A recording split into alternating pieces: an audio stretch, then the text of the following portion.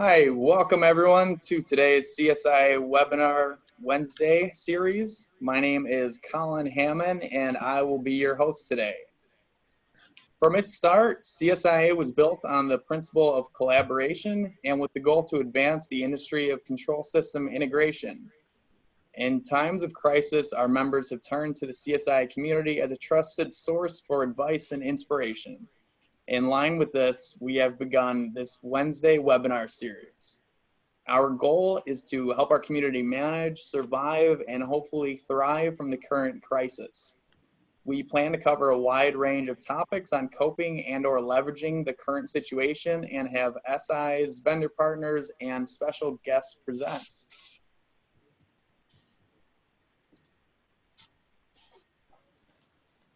For those of you who are unfamiliar with CSIA, we are a global nonprofit professional association with over 500 member companies in 40 countries. Our mission is to advance the practice of control system integration to benefit our members and their clients. Our vision is to ensure that manufacturing and process industries everywhere have access to low risk, safe, and successful application of automation technology. CSIA membership offers members access to resources needed to attain and exceed business goals. To highlight just a few of our many member benefits, the CSIA Best Practices Manual guides control system integration companies in the setup and running of a solid company. CSIA's Business Insurance Program offers members an excellent insurance program for business owners, subcontractors, and more. The program includes members from all over the world enjoying the peace of mind that comes with CSIA insurance. Clients in all industries are now seeking integrators with a CSIA certification, and that is alongside ISO. They recognize CSIA certified integrators' commitment to industry standards and business acumen, and as a result, being certified can shorten the sales cycle. CSIA's Industrial Automation Exchange is the premier automation guide featuring system integrators and suppliers who provide industrial, manufacturing, and process automation solutions. For integrators and suppliers, it's a place to market their expertise. Clients will find white papers, case studies, capabilities, contact information, and engage in conversation directly with CSIA members.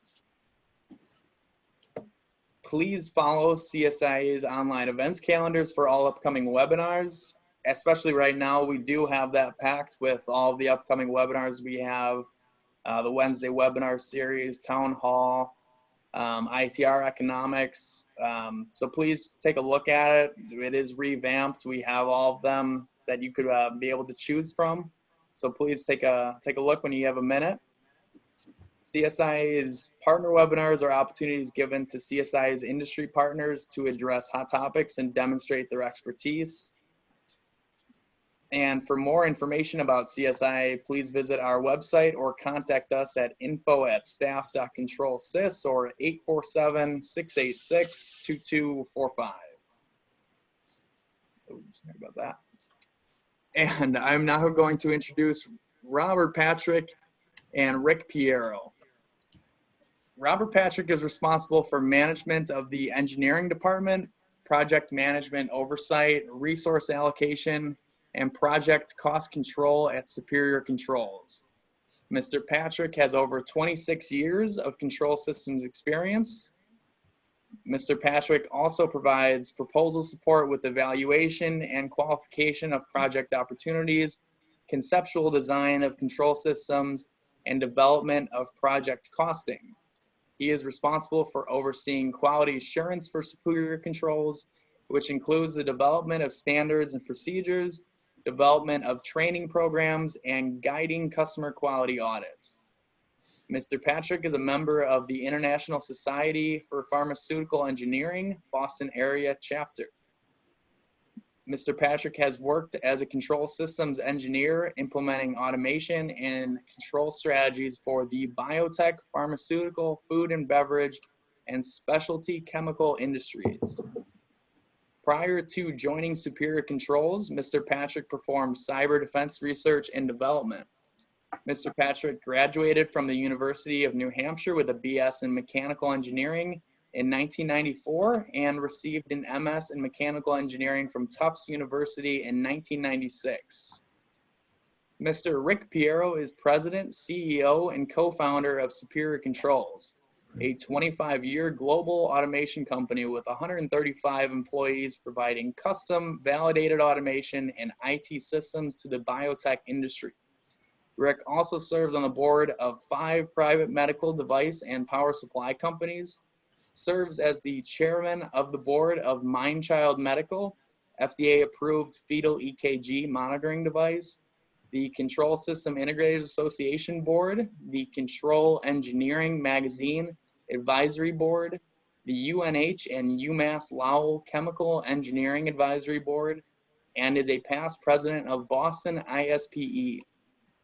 He has also been a founding investor in 3 separate biotech OEMs that successfully sold to publicly listed manufacturers for the biotech industry. Rick is also a frequent guest speaker on automation, cybersecurity, validation, and future trends in automation. Mr. Pierro received an MS in chemical engineering from the University of Lowell, Mass. in 1983, a bachelor's in chemistry from Boston University in 1981, and has taken multiple management and finance courses at Harvard Business School. And with that, I will now introduce Rick and Bob. Thank you very much, Colin. As Bob's putting up the screen for our talk, I'll just give a little background information. We have, as Colin mentioned, 135 engineers, and we've been doing this actually for 27 years. And we've gone through a lot of good times and bad times with the economy. And this reminds me of 2008, 2009. And so we're here today to talk a little bit about what we learned personally at Superior Controls in 2008, 2009. And what we found is that the things we did back then made our company much stronger for the long run. And there were a number of projects that we implemented, in-house projects, that made us much more stronger, much more resilient, and much more profitable, frankly. So we titled our presentation, Preparing for the Economic Rebound, or Can the Coronavirus Make You Stronger? And what we'll talk about is, are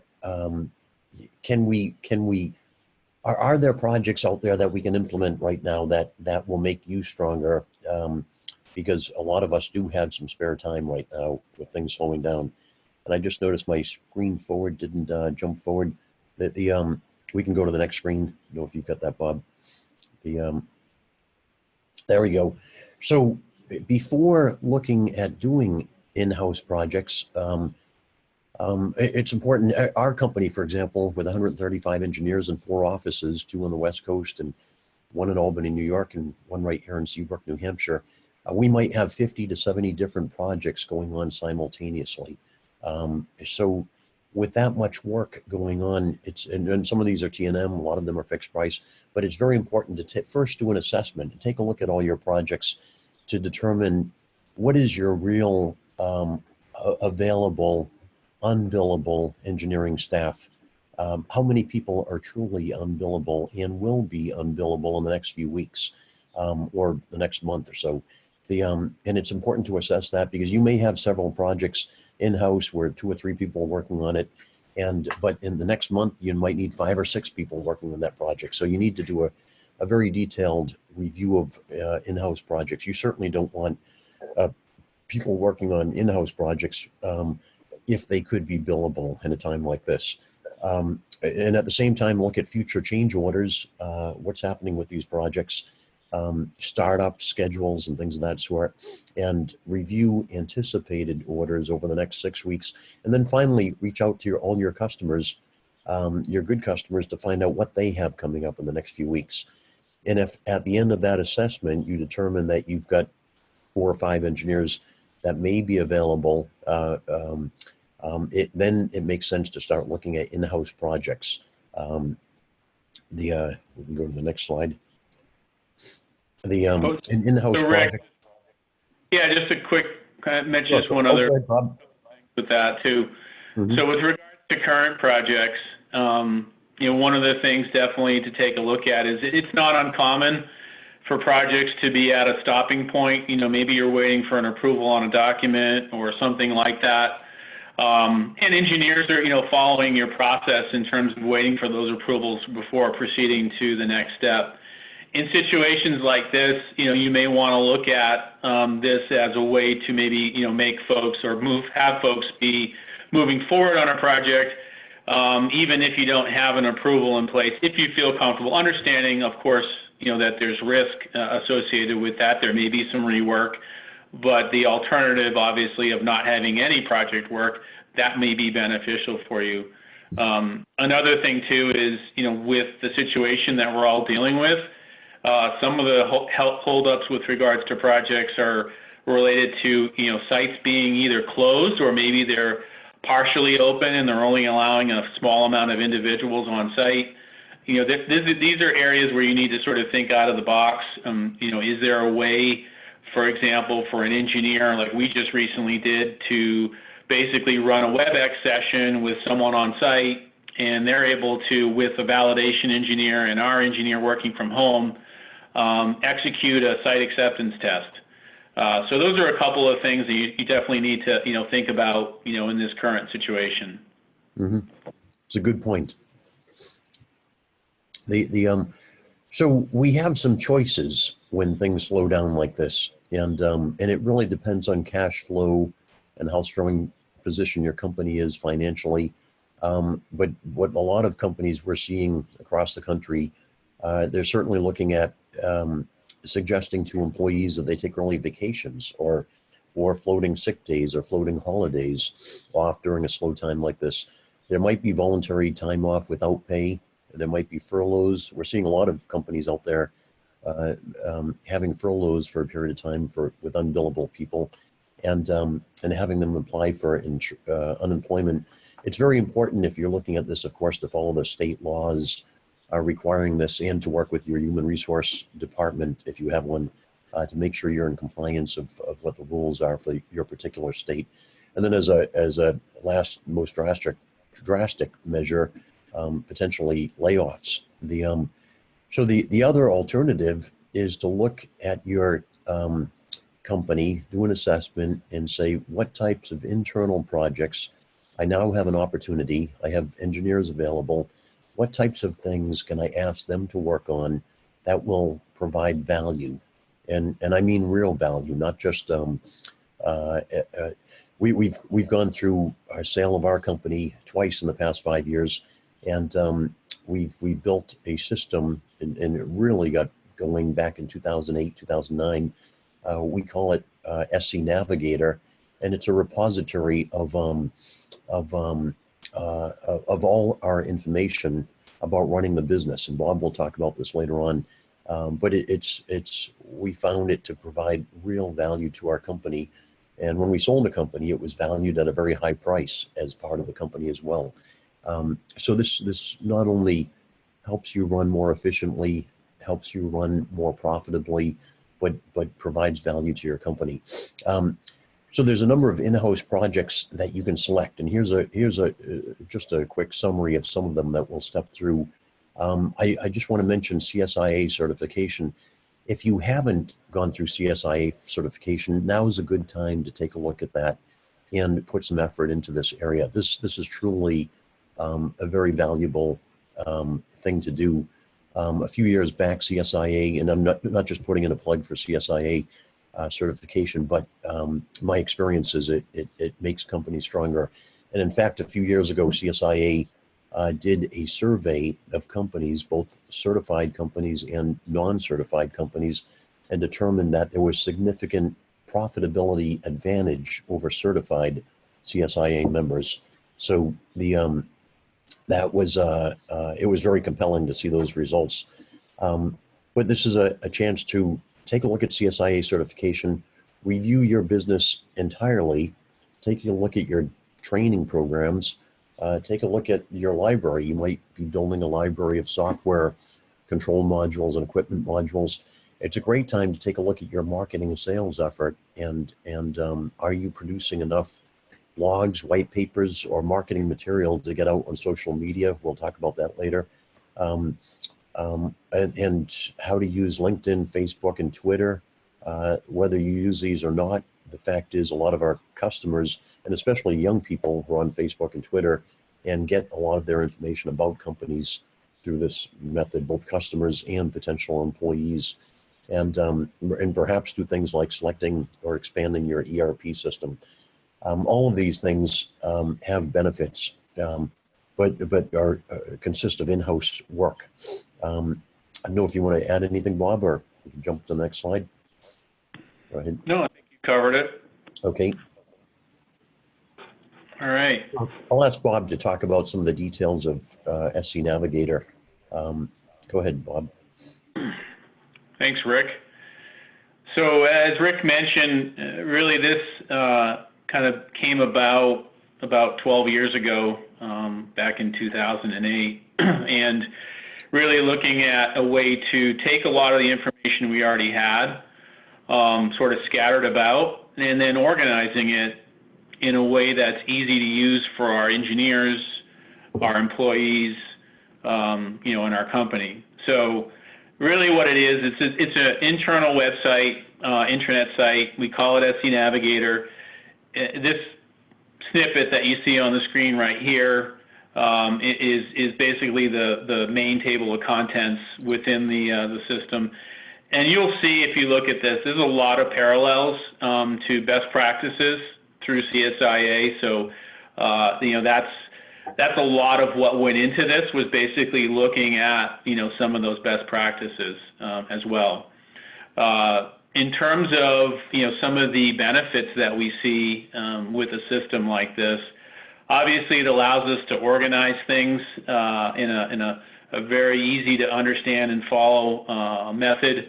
It allows folks to, access this information both internally and externally. They can VPN into our system and access everything as well. It allows it to be searchable. You can look for a procedure on something very easily. Also, there's the ability to incorporate video if needed. Training modules allow for questions and answers to evaluate someone's understanding of a procedure. And then I think even more importantly is revision control. So it's not uncommon for folks to grab a document and then maybe it's the first project they ever did and they follow some procedure. They have a version that might be 6 years old that they're still following. What this allows us to do is to sort of drive everyone to one central location, and then as we make updates, we are definitely keeping that information updated and available to the team, and that's an important thing too. It's not something you just create once and then you walk away from it. You have to maintain, care, and feed for it. So it's important to champion that. I think that really starts with management, acknowledging the importance, of your systems and procedures, and then, building a team. What we have is a continuous improvement team at Superior Controls. We have stakeholders from all different parts of the organization, from finance to IT, our validation engineers, our engineering team, management. And all of those groups, provide information that sort of feed into what goes into this system, what we add to it.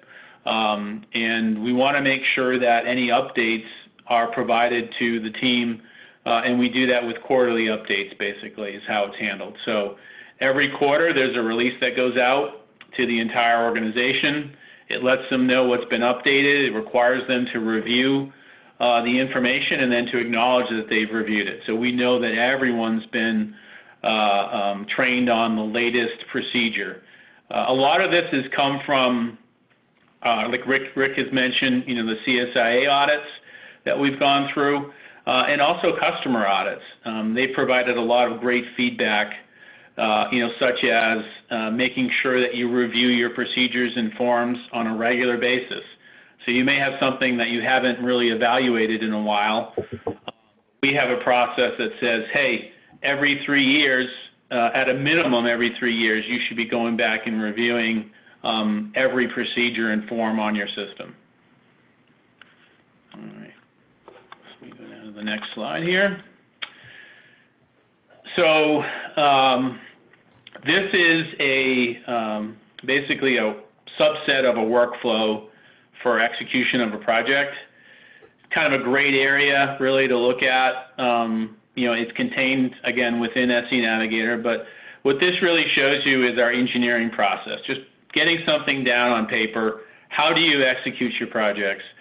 And you'll see in here there's sections that are in red.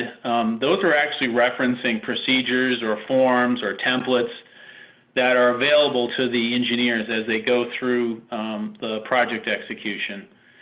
Again, you know, this is an excellent way to make, you know, a process that's well-defined. Everyone is trained on this process. Benefits really, you know, consistency, of course, is what we're trying to drive here. You know, potential, you know, reduction in cost overruns, rework. You know, if we follow a known process that, you know, we've used for the last 27 years successfully, you know, that's hopefully a recipe for success. And then, you know, clear expectations in terms of the project team. So project managers, you know, whoever's involved in terms of what that process looks like. And, you know, it's not meant to be a one-size-fits-all. You know, we have different types of projects, and I'm sure folks on the line here, you know, they have customers and they may have different types of projects that maybe follow a different workflow. So, you know, this is something you can create, you know, 2 or 3 different versions of. So for example, for superior controls, we have what we call a validated project and a non-validated project, really focused, validated being something that's a FDA regulated customer, like a biotech customer. Non-validated would be less in terms of documentation and testing that would be required. So those workflows would look a little bit different, as well as the templates. So this is, I guess, digging a little bit deeper. So kind of showing you an example of a form over to the right. You know, just a section of a form that we had created. On the left-hand side, you'll see a table of contents related to our, we call them work orders, but essentially a lot of folks may call them projects, our project execution or work order execution. So this is the top level of that table of contents. Of course, if you drill down into any one of these links, there's multiple sub-levels, links to reusable code, links to templates, you know, things like that. On the right side, so just going back to that form, it's just a great example, I think, of kind of not overlooking some of the maybe less technical steps that are involved with the project, but that are still extremely important with your operations as a company. So when you get an order, you know, from a customer, one of the things is how fast can you get that project set up, right? You don't want it to take weeks for it to get loaded into your finance system or ERP system, for the, you know, project to be set up on your servers. If there's any other systems that need to be set up, you know, for invoicing and time recording or whatever it may be, you need that to happen relatively quickly.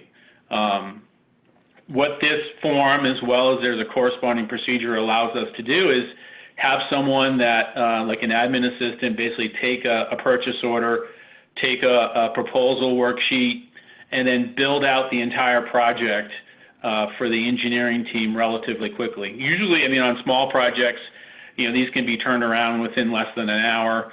You know, larger projects may take a day or so to get in the system, but we're up and running pretty quickly, and that's something that I think is extremely important. And, you know, it's something not to be overlooked.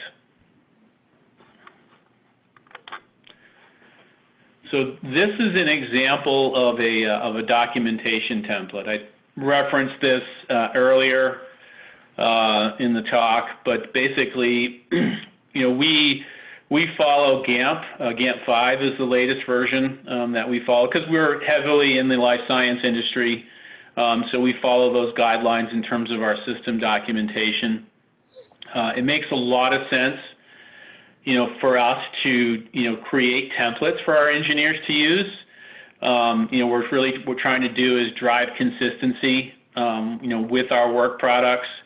Also, help reduce any potential, costs associated with development of documentation, which also will make you more competitive as a company. And then, in terms of, the layout of the documents, what's included in the documents, engineers aren't having to start from a blank piece of paper. And just to kind of go over some of the intricacies here, basically the sections that are outlined in our, let's call it functional specification, are based on what GAMP is expecting. So when a customer gets a document from us, it has the sections laid out based on what their expectations would be if you're following those guidelines. Sections that are highlighted in yellow indicate an area that we're looking for the engineer to provide some content. And then there's some information there provided in terms of what you're supposed to be including in that section. There's also sections in here that are bracketed out, like system name, project name. Those make it easy for you to do a quick search and replace. Who's the end user? Okay, it's company ABC. You can quickly search and replace the entire document with that company name. Some of the benefits here, again, like I said, consistency, able to turn around these systems or these documents, in a more efficient manner. But also for engineers, I mean, as we know, most engineers are not as keen on the documentation side as they are the implementation side. So this is a great way to help them out in terms of putting this work product out there, for these customers. And we put a lot of emphasis on our documentation. I like to say that, our documentation is as important as the systems themselves, especially being in the biotech industry. All right, so next slide. So software library. So for most of us, I mean, there's probably a set of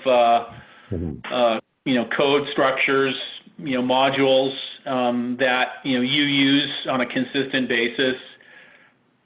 We at Superior Controls, we do a lot of batch control, so we follow S88.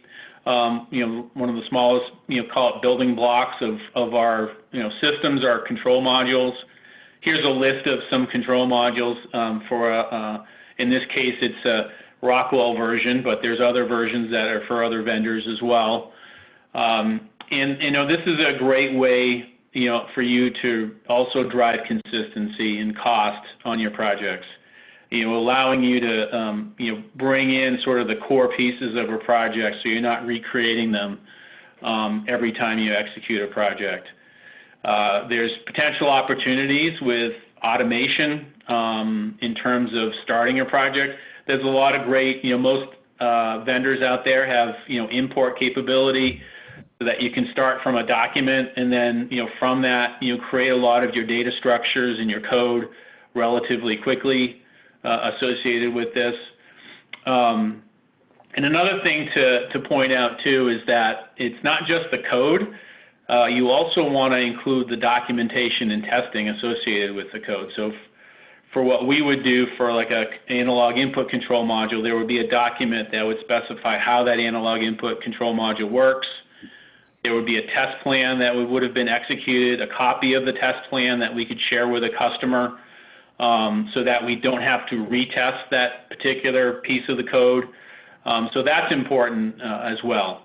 And then as we know, in this industry as a systems integrator, there's new versions of software coming out continuously. So, we try to look at and evaluate, okay, what's the latest version that we feel comfortable with? Are we going to upgrade, our control module library to that version? So those are some things that, you're continuously sort of updating that library to match, call it latest and greatest. All right. So training, that's a big area for us. So we've put a lot of emphasis on that, over the last, call it 12 years. And I think it really starts with, how you train new employees, when they walk in the door, what sort of process do you have in place to onboard them? And it even starts with some of the, what I call sort of basic stuff, right? So, how do you set up your email? How do you log your time in your ERP system? Things like that really should be proceduralized so that all folks know what the expectations are.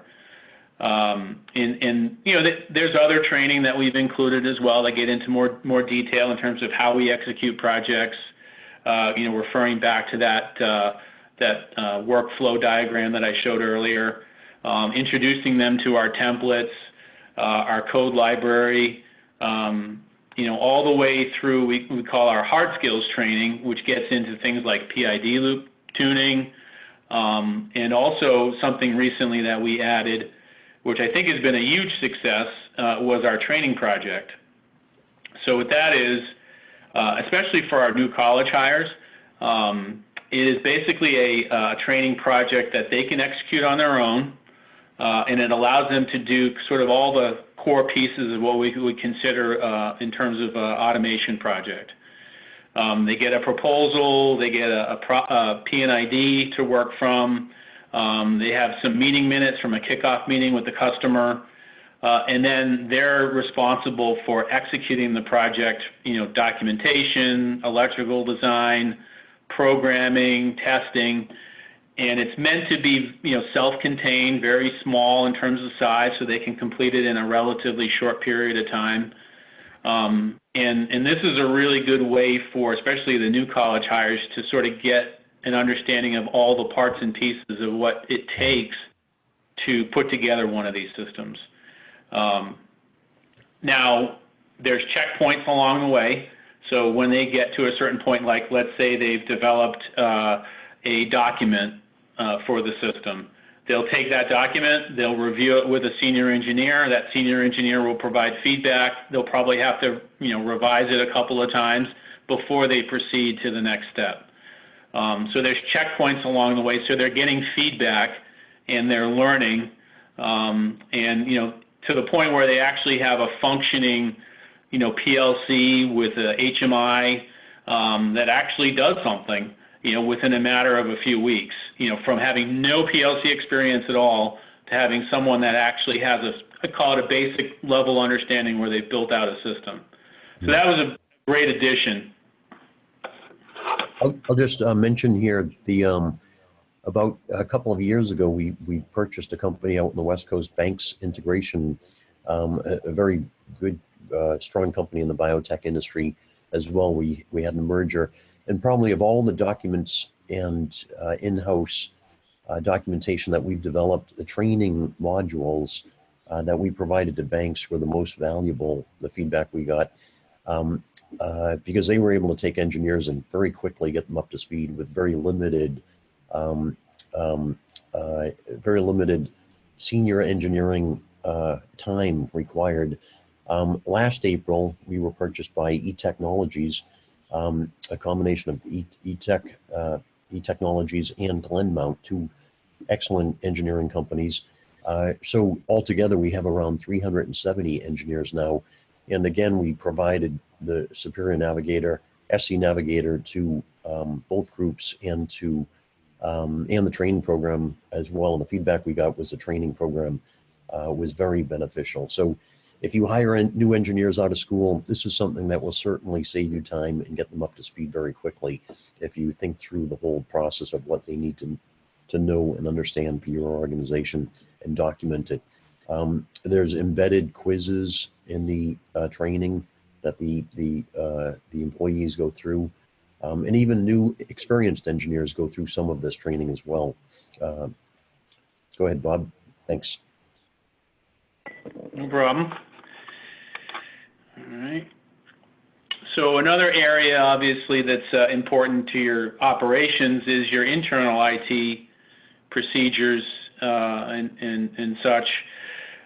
Here's a list. I won't go into a lot of detail here, but there's definitely areas that are extremely important. Especially when you start talking about disaster recovery, backup and recovery. These are extremely important. If you have an event at your company that shuts down your servers or network or IT systems, you need to have the systems in place to recover quickly, because that can really put have a significant impact on project execution. So these are areas definitely to focus on. I'll just mention, virtualization a little bit as well. I know that that's a tool that a lot of systems integrators have used over the years. It's a great tool for us in terms of development of systems. Putting some structure around that, having an administrator manage it, so it doesn't become sort of the Wild West. It's not a limitless resource, for engineers to, stand up virtual machine after virtual machine. So having some sort of controls over that, I think, is another area, really to focus on. So, but yeah, there's definitely, a lot of things that you can look at, if you haven't already, in terms of those IT procedures and such. So I'll hand it over to Rick. Sure. So marketing, and this is an area that there's a lot of opportunities in, and most systems integrators, frankly, are not really good at this and don't pay enough attention to it, from my experience.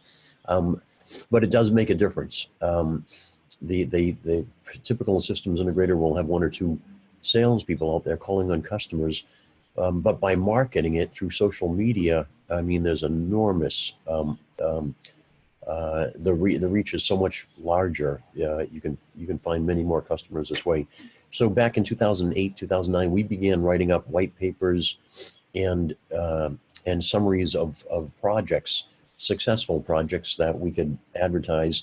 We worked very hard to have our customers allow us to use their names where we could, and where we couldn't, we just did a general overview without mentioning customer names. A few years back, we hired a marketing company and outsourced some of this, and they've done a fabulous job of promoting our company, helping our engineers write blogs and articles about our paper, about our in-house, about our customer projects. And if you go on superiorcontrols.com or LinkedIn and look up Superior Controls, you'll see many blogs and subjects that might give you an idea of what you could be doing for your company. This is one example of just an MIT project that we did recently, and they allowed us to use their name for this, and it was a very exciting project. But the interesting thing about this is the social media, LinkedIn, Facebook, and Twitter are the three vehicles for disseminating this information. I've almost never been on Twitter, but what I found is a lot of young people, both customers and potential employees, are on Twitter all the time, and Facebook for that matter, and they look us up, and we have several thousand followers now on these vehicles. So this has been enormously helpful. It instead of reaching out through sales and a very expensive process of visiting customers, we've turned it around, and customers reach out to us more often than not when they have projects that come up to ask us to quote on it and work with them. And this is a very easy thing to do. Bob will typically put out an email reminding engineers, especially if they don't have a lot of work in-house, to write up a blog or an article, and if we can get pictures as well, so that we can give it to our marketing group. They'll refine the article and put it up on LinkedIn. So as I said, there's a lot of good ideas on that. Go ahead, Bob. Anything else? Yeah, so one other note on that too. So I think sometimes engineers feel like they have to come up with something new in order to write about it and get it out there. But in reality, sometimes it's just solving a problem that you run into on a daily basis, and writing up a solution for it. For example, for us, an engineer, I think our most popular article blog was really around syncing and sourcing inputs. So something that there's obviously plenty of information out there, but he put together a great article about it, summarized it very concisely. And, that's something that when people are out there searching for information, it's going to come up in those searches. So, I think telling your engineers, it doesn't have to be something that, is brand new that, no one knows about. It can be something that, maybe, you've learned about, and, if you can put together a nice, concise way to explain it, it can really help someone else as they're running into that same problem. Mm-hmm. So a little bit of lessons learned on implementing in-house projects. We found it's most successful if we handle it just like a customer project.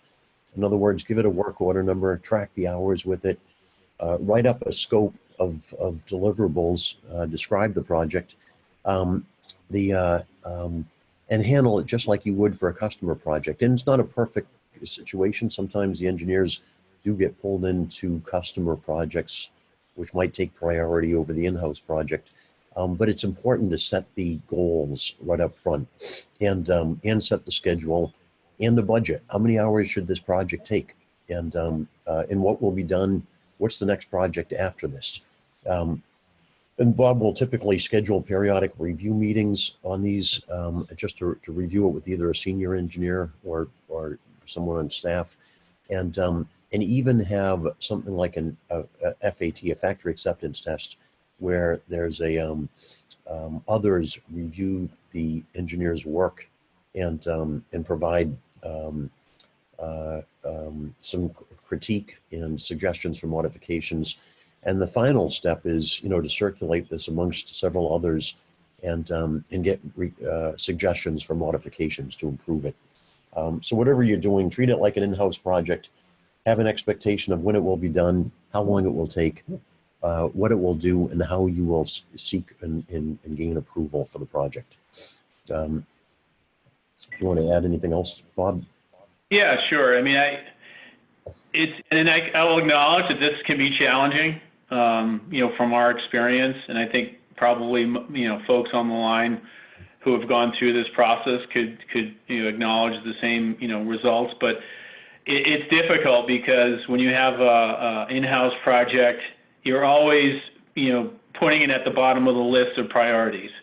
So if there's a customer project that all of a sudden bubbles to the top and now there's some project work to be done, our message to the engineers is always, take care of that billable work, the project work first.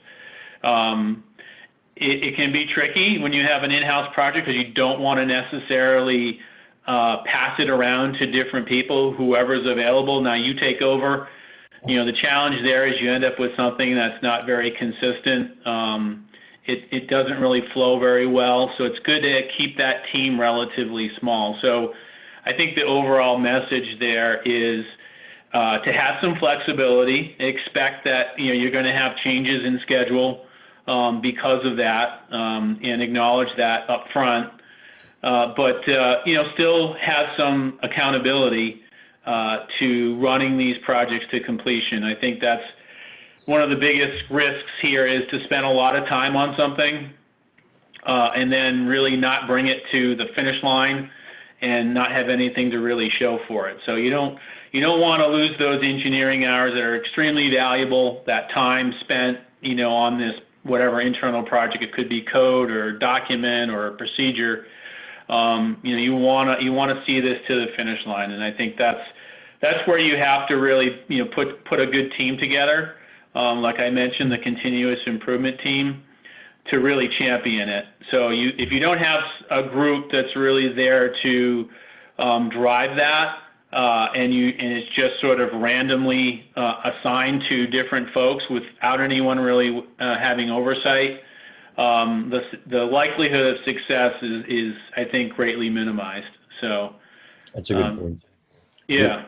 And we have a few questions, and maybe I could take the first question and Bob could take the next two. Good question. You talked about the downturn in 2008 and 2009. what action did you guys take during that time? Internal projects, furloughs, layoffs, etc. Yes, in 2008, actually in 2008, we were doing pretty well. We had a couple of very large projects in here that kept on going. It was the spring of 2009 that felt like the end of the world. I remember we only had back then about 40 engineers. We were much smaller back then. And we probably had 10 engineers come back into the office in projects that either been canceled or delayed or stopped for different reasons. Those of you that lived through these times, you'll remember how difficult it was. So with 10 engineers, with no billable projects, we did cut back on 3 engineers. We laid off 3 engineers, but we were able to keep the other 7 on in-house projects. And that's where we started putting a big effort into documenting our procedures and documenting our training program and finding ways to improve the customer, improve the process, and improve our company. Frankly, I didn't realize how valuable that time was until much later when we sold the company, almost 10 years later. The potential buyers came in and looked at our documentation and were extremely impressed with our organization and the documentation we had developed for it. The advantage we also had was during that 10-year period or so, we had over 60 different customer audits on our procedures and process for implementing projects. And every audit team that comes in, they always have to find something wrong and suggest an improvement, and which they certainly did, and that made us stronger as well. So it was a good process to go through, painful at the time, but in the long term, it made us much stronger. And we've been able to share that amongst, with eTechnologies, amongst our sister companies as well. The next question, maybe Bob, you might want to take it. Do you know the amount of time roughly that you were spending on preparing and reviewing internal procedure documentation education during the year or a month? How much time are we putting into this? Typically in our quarterly updates, how much time does that take, Bob? Yeah, I don't have the exact numbers in front of me, but we actually do log that information. And we have a special code in our ERP system related to SC Navigator updates and maintenance, just so we can track that. But it's in the order of hundreds of hours a year, that are spent, on maintaining this, doing the quarterly updates that, Rick just mentioned as well. Again, that's, based on our systems and our procedures, what it takes for us to do it. So it's a significant effort. It's a combination of multiple folks. We don't have someone who's just 100% dedicated to maintaining SC Navigator, but we, her role, she's an engineer, but she also splits her time with basically putting in all the updates, working with individuals to update procedures and forms and such. But we balance that workload out amongst, let's say 5 or 6 people, through the year. But it's in the order of hundreds of hours within a year. Good. And there's another question. Do you lose continuity? Do they come back to it again as you're doing these in-house projects? And it sounds like being taken off for customer projects. So I think we talked about that a little bit, and I think on the last slide.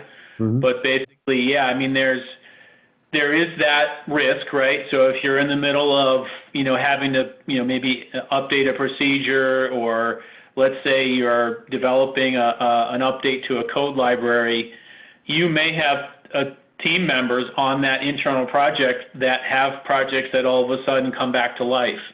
Or maybe there's a bunch of work that all of a sudden comes up, that you hadn't planned on, 2 weeks ago. You don't want to obviously put off any project work. So, that there is going to have to be some flexibility there where people will have to step away. Again, having a process, tracking it, knowing where things are, and then allowing them to come back and complete, those particular tasks is extremely important. And you really need to track them. So part of that continuous improvement team is we have a list of action items that we're tracking. We meet on a monthly basis, and we're looking at, whatever's active, what's the status, what's left to be done until we retire that particular item. So it is getting tracked, it's getting looked at, so it doesn't get forgotten about. So I think that goes back to, having that group that can really be the champions for the system. Another question, Bob, in regards to the SC Navigator, what is your file storage procedure for project documentation? So we just use a standard file structure on our server. It has basic Windows security built into it. We have a standard file structure for every project in terms of how that's built out. So PLC code goes in one area, drawings go in another area, documentation, transmittals, those types of things. And that's all proceduralized as well. So that's our process that we follow. There's processes involved with what we call documentation control. So how do you update, a version of a document? Using things like track changes.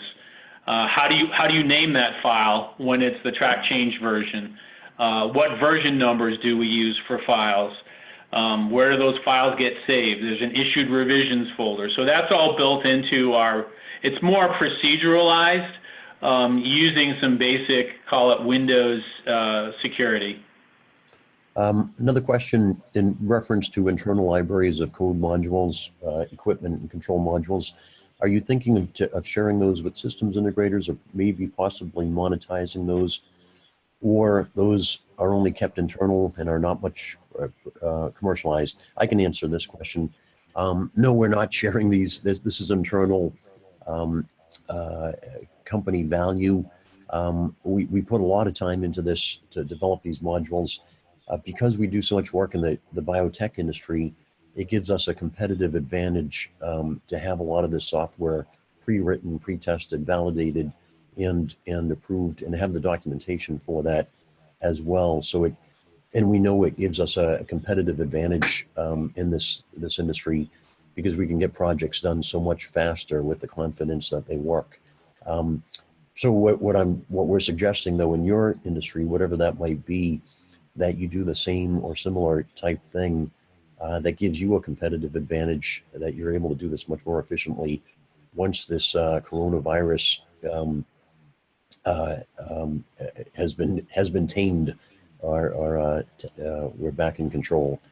And I think we got all the questions. Let me just take a look. Someone mentioned we're also having a virtual happy hour on April 30th for CSIA members, so be on the lookout for that.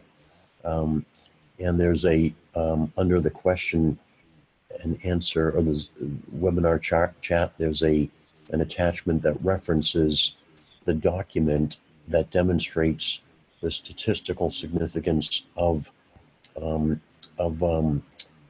certification, CSIA certification. I mentioned that CSIA certified companies do better and are more profitable over the long run than non-certified companies. And there's an article about that as well that you can read. That's quite interesting. And I think that's all the other questions. Here's a question. Do you have your sales process documented in SC Navigator as well? And I think part of that process is documented. And certainly it's documented about the information that each salesperson needs to collect for the proposals department, so that they can write a proposal. Information about PLC type, HMI, DCS system, IO count, environment, and things of that sort. That's part of our SC Navigator as well. We got some very positive feedback here, and I know there was a item from it says, a very big thank you to Rick and Bob on a very valuable webinar for our SI community, from Jose Rivera. Thank you, Jose.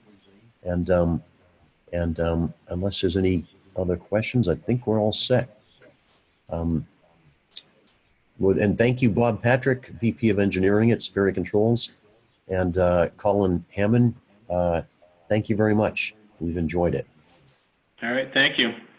Thanks, guys.